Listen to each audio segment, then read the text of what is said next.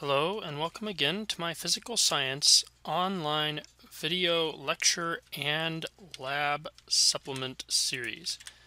In today's video, I'm going to do a brief walkthrough and discussion of one of my labs with a few extra examples and tips and hints and that kind of thing. Today's video is for the building a scale from a spring lab. So let's pull open the instructions and walk through them. Here's the basic handout that you get for building a scale lab. And you'll notice that within these instructions there's a little link to a simulation through the University of Colorado's physics education team. And I'll go ahead and click on that. It sometimes takes a little while to load because they're often Java run, although this one actually is an HTML based one. So this one is actually more about how to build a scale using a balance. And you see basically it says that this is a different kind of scale. We're going to be building one with a spring, but this is kind of an interesting simulation for comparison, if you will. And it basically is there to show you how a balance beam scale would work. So let's say that we wanted to balance a couple objects. Maybe we have a 5 kilogram object and we're trying to get the mass of it. Well, one way that you would do that is you'd have some other object of known mass and you'd want to move that other object around until the system is balanced. See, if I take this off or if I put it too close to the middle, the system's not very balanced. And so what you basically would do if this kind of scale is, you know that this is 10 kilograms, you don't know what this one is, you put this one, let's say, towards the end, and then you move this one until the system's balanced, and then you can measure this distance and measure this distance. And the ratio of these two distances gives the ratio of the two weights. Namely, this distance divided by this distance is this weight divided by this weight, or this mass divided by this mass. So you can see that this one's 10 kilograms, this one's 5. This thing right here is twice the distance as this one is right here. And if I move it this either way, the system comes out of balance. And so this works when I find where the balance point is. So that's kind of an interesting aside, and there's some additional simulations there.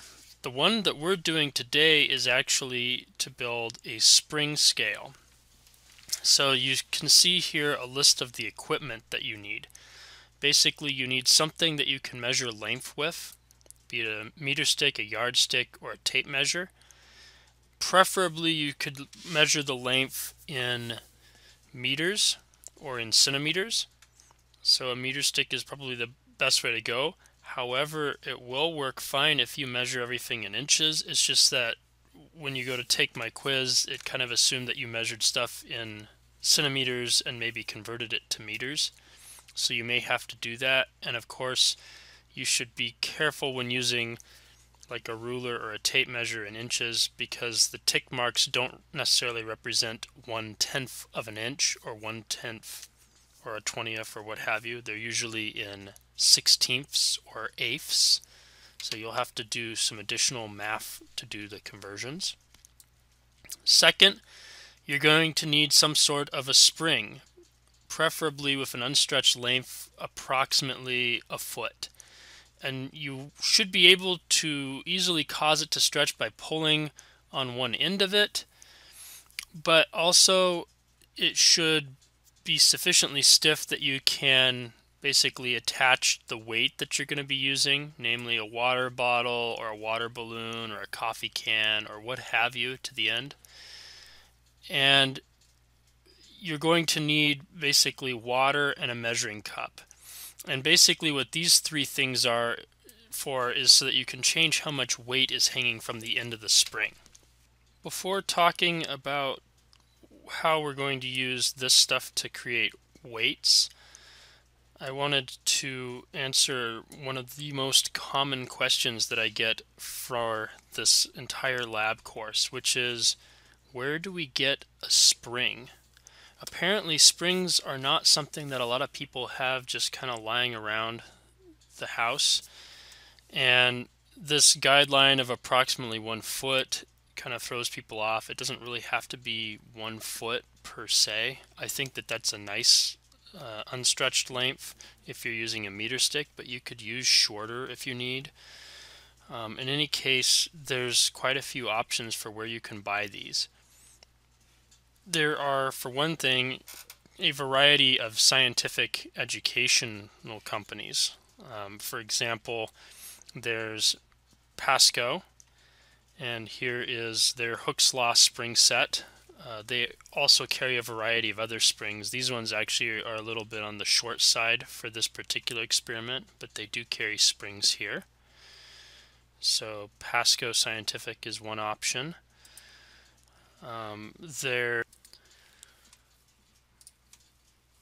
The Science Lab Supplies company, I don't actually know if they have a different name, sciencelabsupplies.com. Here is their spring set of 5 for Hooke's Law. This works out nicely, and it's a bit cheaper than Pasco's, although I've never actually used theirs before. I imagine they're pretty good. These guys, by the way, are kind of interesting because they also sell these actual spring scales. So here's a scale that's sort of more professional looking. You know, when you want to weigh something, you build a spring scale, it might look something like this. They carry these, and so this shows you a more direct application of what it is you're doing. You're basically calibrating a spring as if you wanted to build one of these. Both Pasco and this place will sell something that looks more like this, which is also a spring scale of sorts, and you can actually see the spring inside of these guys. Ward Scientific also carries some spring set. You can see there's no reviews for it, so you know, I guess if you do go with them, then maybe write them a review and maybe pass the review on to me. This one comes with several springs, so it's kind of overkill, but sure, whatever. The one that I'd recommend is the stiffer of this set, the one that's 15 newtons per meter, and even that might be a little on the loose side for what you want to do, but you could try it.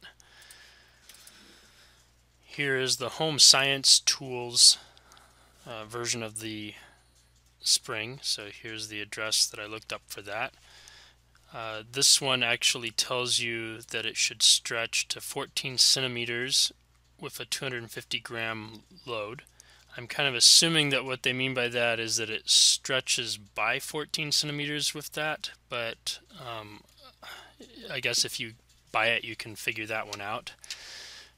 This one obviously is the cheapest solution that I've shown so far, and it looks like it gets okay reviews given that there's only 3 people reviewing it. Comment there is that it may be a little bit on the loose side, so no guarantees. Last but not least, among the professional educational providers, here is something from Arbor Scientific. It's a set of 3 different springs. This one actually, along with the 5 spring set that I showed earlier, which they appear to also carry, could be useful in the event that you want to try this experiment with 3 different springs to compare your results. Not a bad idea. By the way, for the next part of this, it talks about getting water bottle or bucket, pail, coffee can, etc. That's going to kind of depend upon how sturdy your spring is as to what you can hang from it. An alternative option would be to get a mass hanger and some mass set, which probably all of these different things that I've showed you would carry. Arbor Scientific, Pasco certainly does, etc. In the event that you don't want to order from one of these educational suppliers, that's fine. Obviously, some of them are a little more expensive than others, and again, I can't really vouch for how good or how not good the spring is for this particular experiment. Um, Certainly, the cheaper springs probably are going to be such that you'd want to order a mass set, which may make them suddenly a little more expensive. In any case, if you want to try and find a spring elsewhere, most hardware stores will carry them. I know that Lowe's certainly carries some springs, which is the one hardware store that I can name offhand in Troy. I haven't really set foot in the other hardware store that we've seen that I've driven by, but I imagine they probably also carry it. Certainly Home Depot, if you happen to live in a town that has a Home Depot and not a Lowe's, should carry it. Ace should carry it, etc. Or if you don't like that option, or you don't want to wander around the store looking for it, you want something quick and easy, then I have another option. This one actually was hit on by a student from one of my labs in the past, which is that he said he first started by attempting to make one, and then he found that it wouldn't support the weight, so instead he ended up buying a composition binder, 0.65 he said, and then clipped the ends and unscrewed it from the binder. So I imagine what he did was he bought something like this, spiral bound notebook, clipped the ends of it. You just need a simple wire cutter for that, and then unscrewed it, and there's your spring. And in fact, I've seen the picture of this spring. It actually looks pretty dang good. Here is in fact the picture that this particular student submitted when he took the physical science course. So here's the spring, here's the water bottle. This is actually a really good setup. This guy was one of the better students that term. So now about this water bottle, bucket, pail, coffee can, etc. The whole point of this set 3, 4, and 5 is that you're trying to get a mass that you can attach to the end of the spring that you can vary, and that you can vary by a known amount. And the easiest way to do that is to take distilled water, or really filtered water is going to be close enough. What that does is, assuming you have a measuring cup in milliliters, each 1 milliliter is equal to 1 gram of water. So you just measure out some number of milliliters and pour it into the bucket or can or cup or what have you, and now you know how much mass you've added. So then that will cause the spring to stretch, and you can measure how much it stretches by and then repeat. So that's the equipment side of things. That's in some ways one of the harder parts of this lab, in as much as it uses equipment that a lot of people don't necessarily have lying around or don't think of lying around. So let's look at the actual calculations involved in this experiment. You can see that there's not too terribly many lines, but some of these lines actually involve a bit of work. So the first thing that you have to do is figure out how much weight you add before the thing starts stretching. Some springs, the answer is it begins stretching as soon as you add any weight at all to it. Others, and I know that many of the ones from like Pasco, etc., are wound in such a way that maybe here is your spring initially, and let's say you have a water bottle attached to it, and you pour in some water and nothing happens, and you pour in some water and nothing happens. And then when you pour in this much water, all of a sudden this spring kind of stretches just a little bit. This is maybe a little bit of an exaggeration, but the spring suddenly is down like this, and we've poured in our 3 or 4 increments of water. And so suddenly there's a little bit of stretch in the spring. And so what you want to do is you want to write down how much mass is this. How much mass did you add? So as a simple calculation, let's say that you can ignore the mass of the bottle if you'd like. You can take that, whatever the bottle is, whatever the spring does with the bottle, you can take that to be the unstretched. So let's say you added, say, 50 milliliters of water.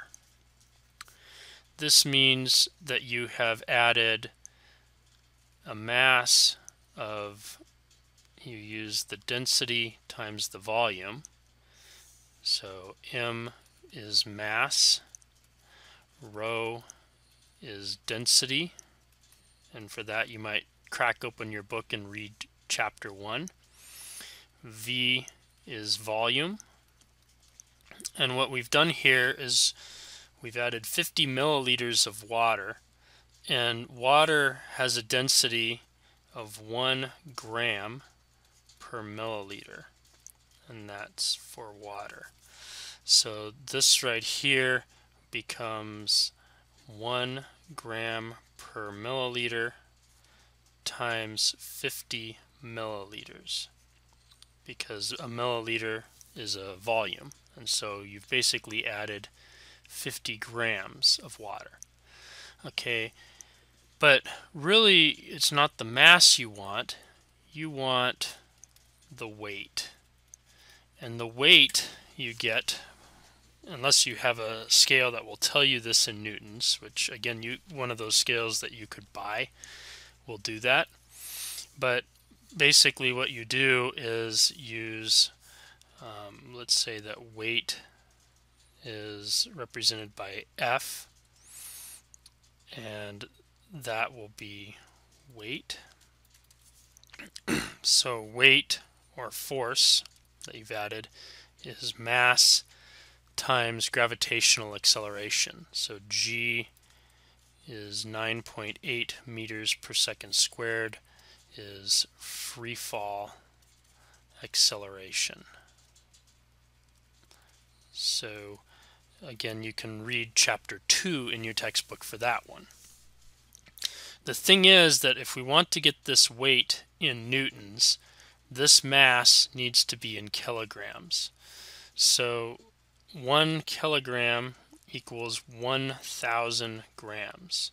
That means that if you want to get from grams to kilograms, you have to take the decimal and move it 1, 2, 3 places. So 50 grams, we have 1, 2, 3. So there's a 0 here and there's a 0 point here. So this becomes 0.050 kilograms. So this is 0.050 kilograms times 9.8 meters per second squared. This is just an M.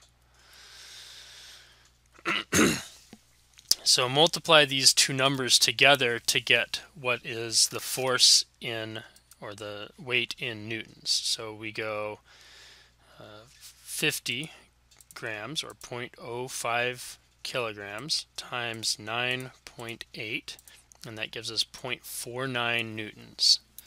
So the weight that you just added is 0.49 newtons.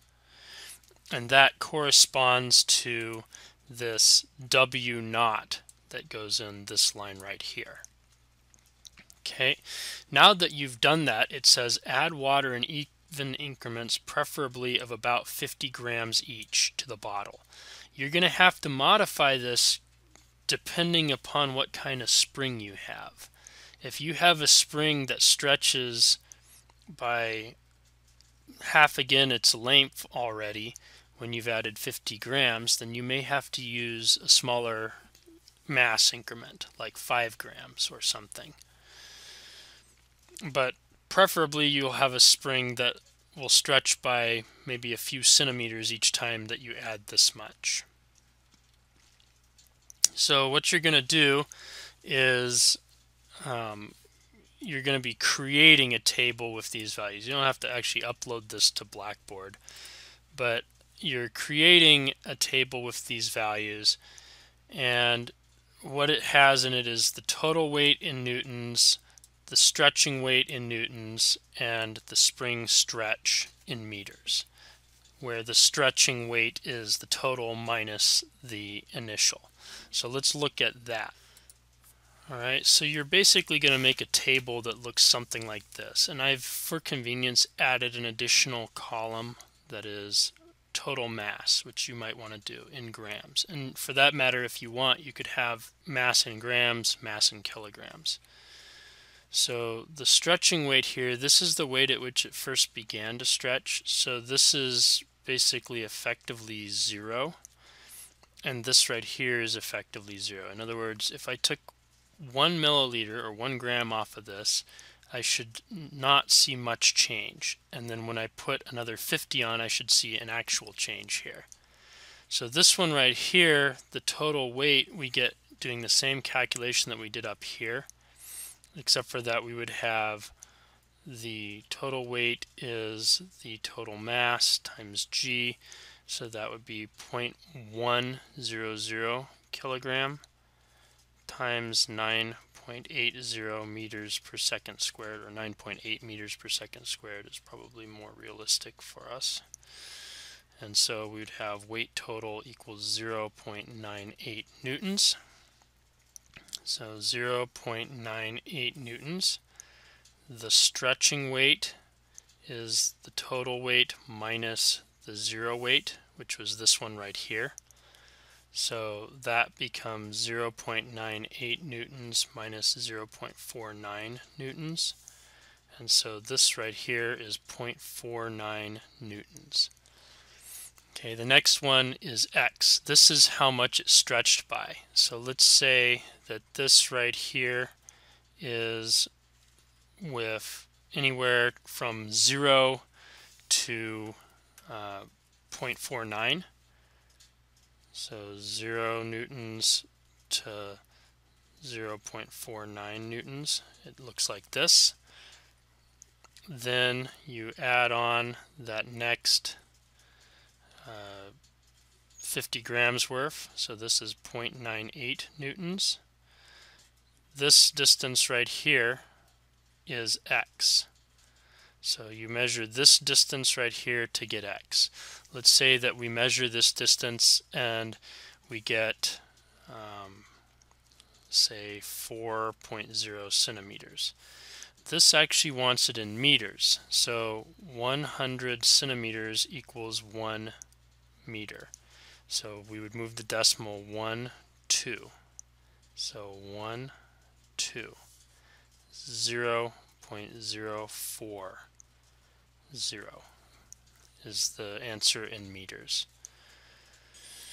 Alright, and then so on with the next 50 gram increment that you've added. So this becomes 1.47 newtons, this becomes 0.98 newtons. You measure something here, and so on. 1.96, 1.47, so on.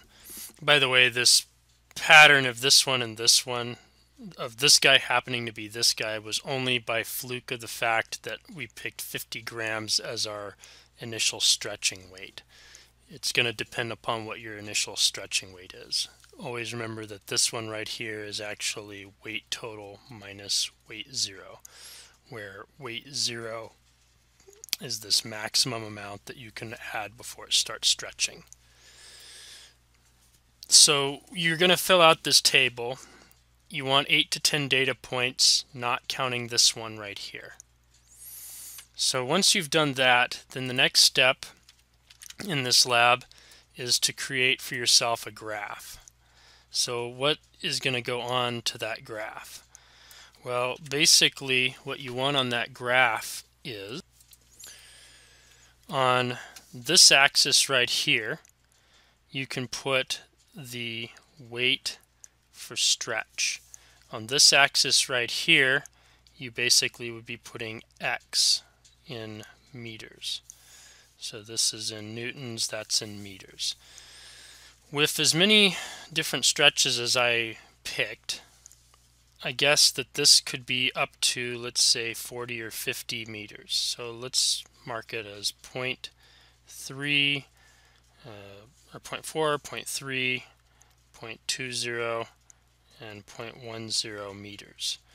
And then along this axis we have however much weight we're going to be adding.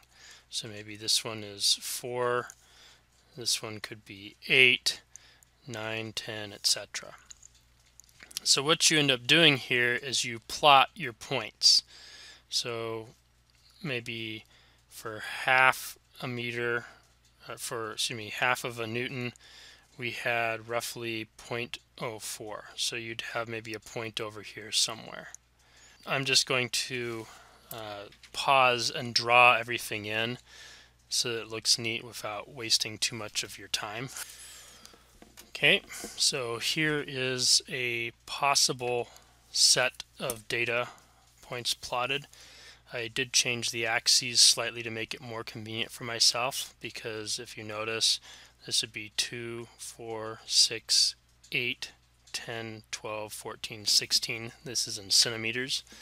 If I made this 0.1, then it's 2.5, 5, 10, 7.5, 10, etc. in centimeters. And I also rescaled this because, frankly, I want to use as much of the graph paper as I possibly can. Again, you're allowed to use Excel, you're allowed to use OpenOffice or LibreOffice or whatever you want to make this plot on. If you have a computer program that you like to make graphs with, fine, do that. In any case, once I have all of this data, I can, as my next step, basically try to draw a line of best fit for it. And you notice here that my data does in fact make what looks like a line. So next out, I would need to pull out a ruler, which unfortunately I can't really show effectively on the screen here. But you'd pull out a ruler, try to line it up through these points as best you can, and then draw a line of best fit. This is as good as I can really get this line of best fit with the equipment that I have. You could probably do just a little bit better. In fact, if I was critiquing this line, I would say that for one thing, it should certainly go through the origin, since by definition the stretching point has to start at 0. Be that as it may, now that we have a line of best fit, the next step is to get the slope of that line of best fit. And the way that we do that is that we pick 2 points which are on this line. So let's pull up our directions just to make sure I haven't skipped over anything. The question is, what kind of graph did you obtain? In this case, I obtained a line. You may need to check and see what kind you obtain, because I may or may not have plotted this faithfully to what the data would be. Remember, I only took 2 data points. You're taking 10.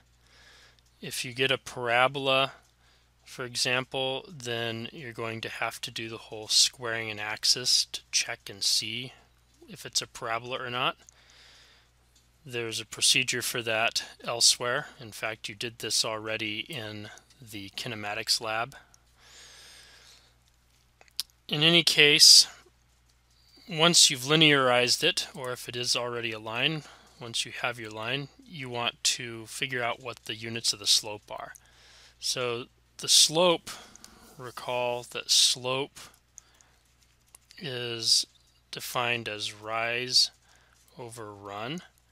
So that would be delta y over delta x. Delta y is whatever's on the y-axis, delta x is whatever's on the x-axis. So the units have to be units of y over units of x. Okay, with that said, how do we actually find the slope for our line of best fit? Well, we have to pick 2 points that are on the line. We cannot pick these black dots. These are data points. They may or may not actually be on the line of best fit. You can see, for example, this black dot is not on this line. This one's not on this line. You know, most of them really aren't. The line just goes nearly through all these points. So I'm going to pick as one point this, and this right here is not the black dot, but is the place where the red line is actually crossing through this corner made from these two lines on our grid. So this corner would represent, if I run over here, since this is 2, this is 4, we would have 5, 6, and this right over here is 0.24. So this is the point 0.24 meters, comma 6.0 newtons.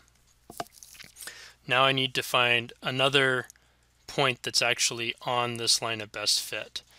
And it's best for me to look somewhere down here.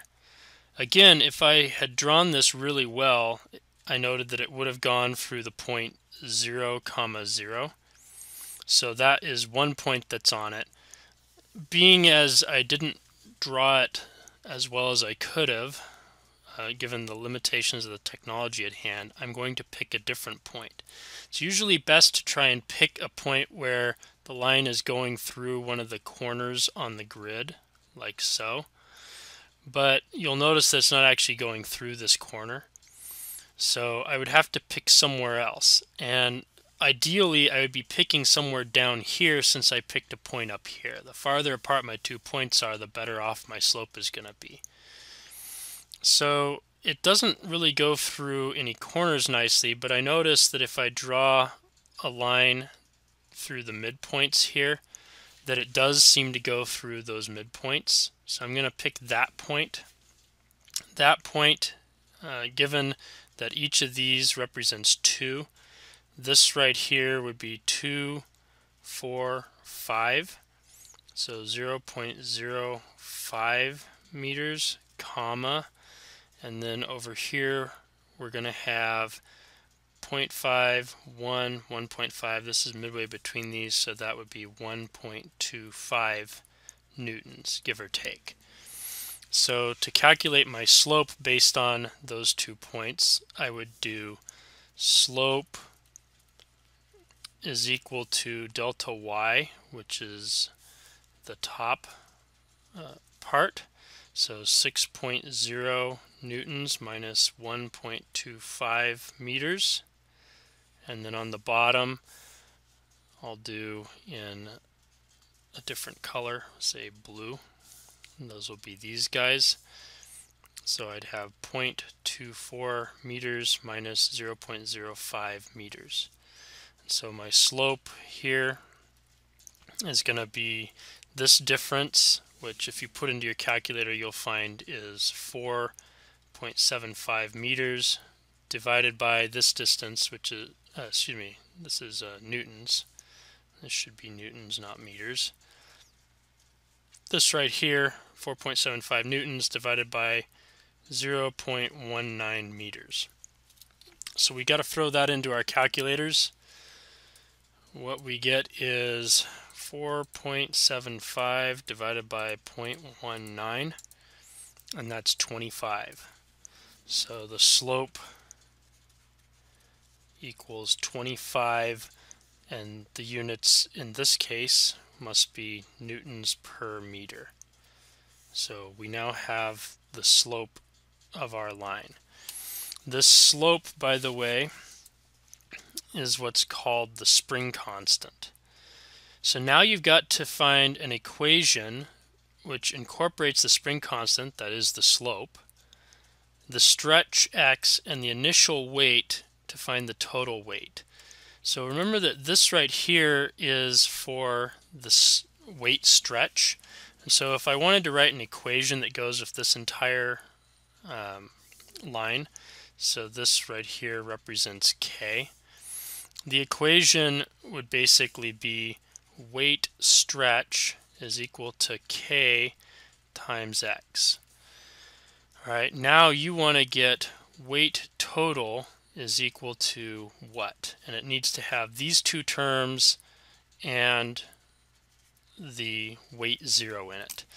So if you go back and look for how it is that we calculated this guy from this guy, and you substitute this in for weight stretch, then you'll have this equation right here.